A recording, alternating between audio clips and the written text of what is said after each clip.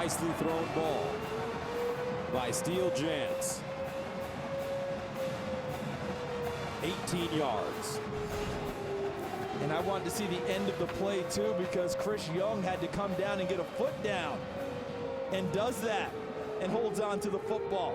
Nice on both ends, the throw and the catch. And Iowa State gets on the scoreboard again.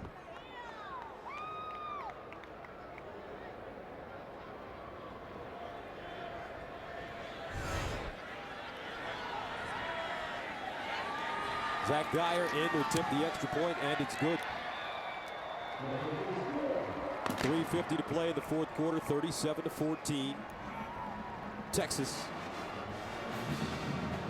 Steele Jantz comes from a family of very creative names. His dad's name is Fox. His uncle's name is Wolf. Other uncle is Stig. I don't know how you say his brother's name. I'm going to go with Braun.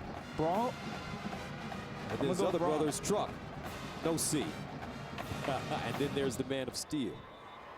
I saw a couple of nice T-shirts here tonight, Gus. They were playing off of Steele Jantz's name with the S on it and the whole deal. They were hoping to kickstart a Heisman candidacy tonight. But Texas sure made that tough, but I like the way he's hung in there, and I understand why they've kept him on the field. Ordinarily, you want to get your starter out of a game like this, but he hasn't played that much, and they want to give him as much experience as possible, and he's seeing everything tonight coming from Texas. That can only help his development going forward.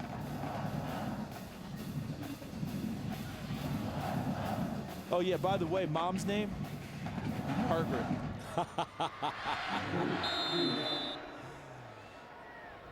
And that caps that story.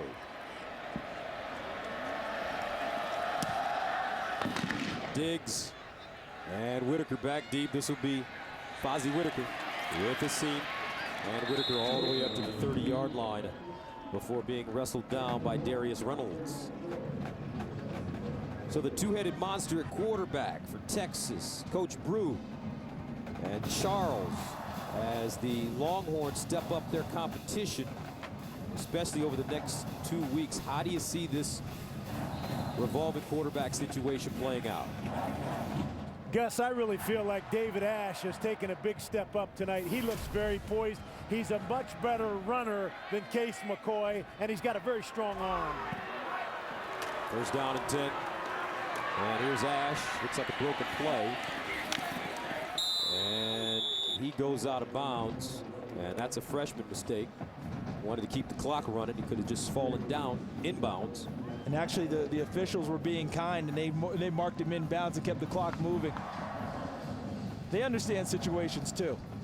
But you know, when I look at this two-headed monster at quarterback, I'm with Coach Brewster tonight about David Ash, but I really feel like this Texas staff came into tonight wanting to show more elements to the games of these two quarterbacks, to let everyone know that when one's in the game, you can't just load up in one area of defense.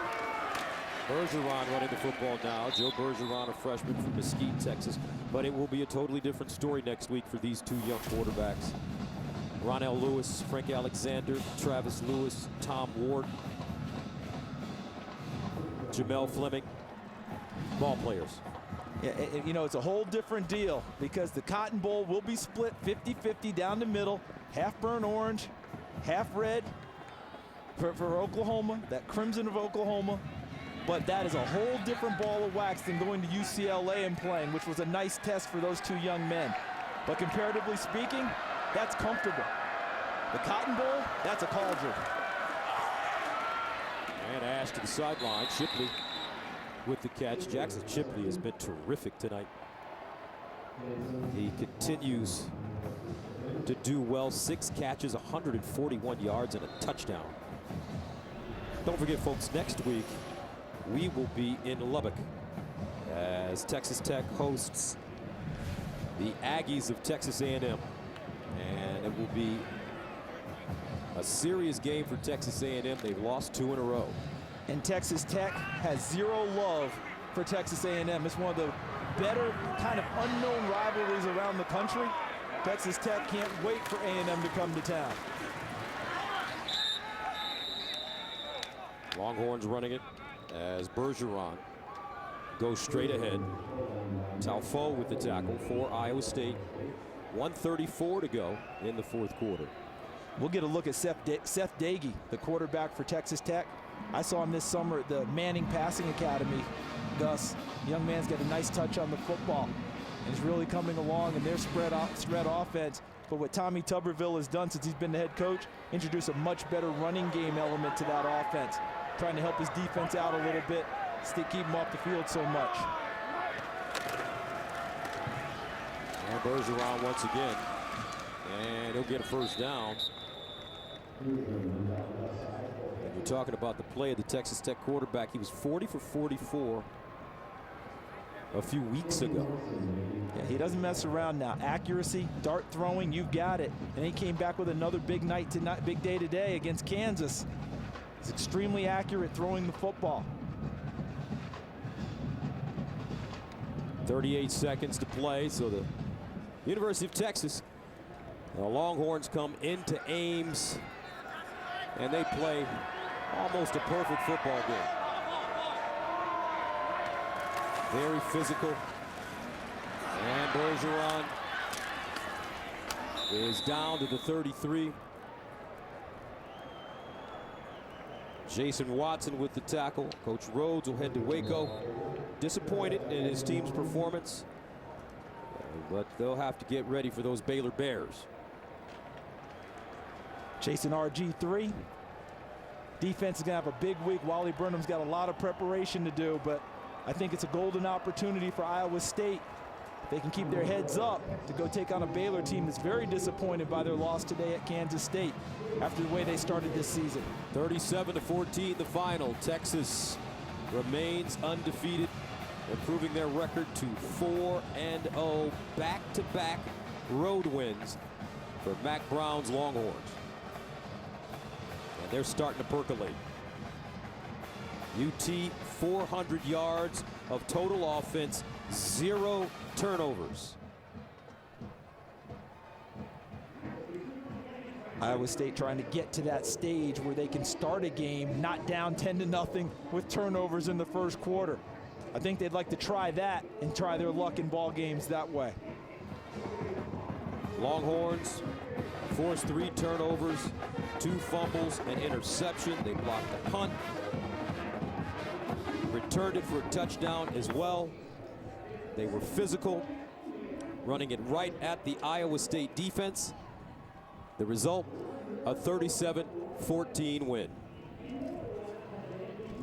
All right, let's go downstairs to Tim Brewster. Gus, Coach Brown, great performance by your team. Talk a little bit about your team. Well, Tim, we didn't play well in this game last year, and going on the road with a bunch of young guys, we did pretty well against UCLA. We wanted to see if we could repeat it tonight. I thought we forced a lot of turnovers. We did well in the kicking game. Offensively, we weren't consistent. We made some big plays, but we didn't get in the red zone and do what we need to do in the running game. I thought defensively we played well, got to play a lot of young guys at the end. Case McCoy, David Ash, talk about your QBs, Coach. Well, we just got to keep coming with them. Brian's trying to work through which one needs to be in there and when he needs to be in there and which one does what best. I thought we were a little more inconsistent tonight than we were last week, but both of them have a chance to help us. Things pick up next week with Oklahoma. Thank you, Coach. Great job. Thank you very much. Thank you. Appreciate it. All right, Coach Brew, 37-14 our final score. Don't forget, next Saturday on the FX Game of the Week, we'll be in Lubbock, Texas, where the number 13th ranked Texas A&M Aggies will take on the Texas Tech Red Raiders.